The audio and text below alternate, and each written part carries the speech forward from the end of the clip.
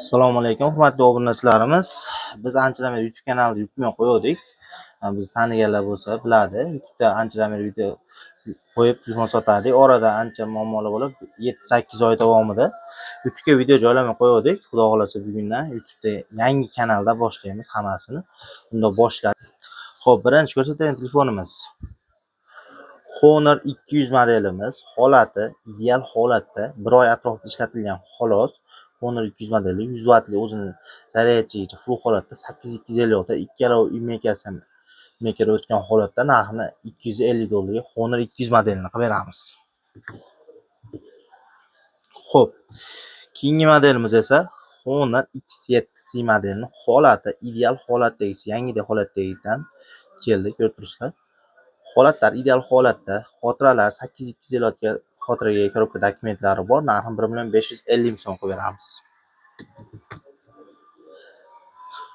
Keyingi modelimiz Redmi Note 14S modelimiz 8256 varianti, ishlashlari cho'tka holatda.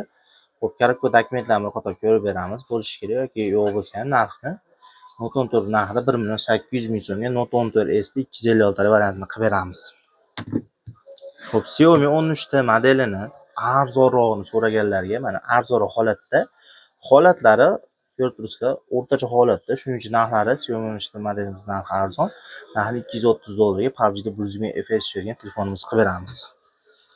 Redmi Note 14 Pro modellari bunisini 2.400 ming so'mga 8256 full komplet holatda. Korobka dokumentlari bor. Holatlari ideal holatda, zavodskiy plyonkalar bilan turibdi. Ko'rib turibsiz, xotiralari ham 8256 variantda. Note 14 Pro ni 12/512 taligi ham bor. Buni ham holati o'ta ideal holatda, ko'rib turibsizlar, holatlarini ham korobka dokument zarechilari bor holatda. Buni ham holati ideal, oynalari ham toza holatda turibdi. Yangidek desa bo'laveradi. Narxini $215 ga beramiz. Keyingi modellarimiz esa Redmi 10 modelimiz 460 GB xotiraga ega Redmi 10 2022 modeli. Ishlashlari yaxshi, hamma joyi radnoy ekan. Mana holatlari ham yaxshi holatda ishlatilgan ekan. Narxini 750 ming so'm qilib beramiz. Xo'p, keyingi modelimiz PUBG uchun yaxshi arzonroq telefon so'raganlar, protsessor o'ta baquvvat telefonimiz A95 modelimiz keldi. Mana ishlatamiz ekan, mana ko'rib turibsizlar. Ancha ko'payib telefon qo'yganlari ham. Xotiralar 6/128 talik bo'ladi. Ishlashlari yaxshi, protsessori ham ancha baquvvat, 5 qiladi. Narxi 1.550 ming so'mga. S21 5G modellarimiz bor. 8256 talik. Holatlari, xotiralari, yevro, karasligiga qarab ekranlar tozalik, hammasini fomo, soyalar yo'q. Narxlari 2.100 ming so'mdan 2.400 ming so'mgacha qilib beramiz. Keyingi modelimiz esa SE modelimiz 76 yonchisi ekan, 128 GB xotiraga, hamma joyi radnoy bo'lgan holatda. 60 ga hammasi ishlaydi. Narxini 1.400 ming so'm qilib beramiz. SE modelimiz. Keyingi modelimiz esa Xiaomi 11T modellarimiz 8/128 taligi. Bu holati mana holatlari ko'rib turibsizlar. Keyingisi ham bor, yana bitta xuddi shunaqasi bor. Xiaomi 11T bunisi ham, bu ham PUBG uchun chiqqan telefonlardan 90 FPS tushaveradi PUBG'da ham. 8/128 talik variantlari. Narxlarini 1.850 ming so'mdan qilib beramiz. Redmi Note 12 Pro modelimiz bor. 8256 GB xotiraga, holatlari yaxshi holatda, hamma joyi radnoy. Narxini 1.550 ming so'm Redmi Note 12 Pro modelini 256 talikni qilib beramiz. Arzonchiroq, yaxshi, davriga yaxshi telefon so'ragan Redmi Note 12S modellari bor, ko'rib turibsizlar. Ishlashlari zo'r.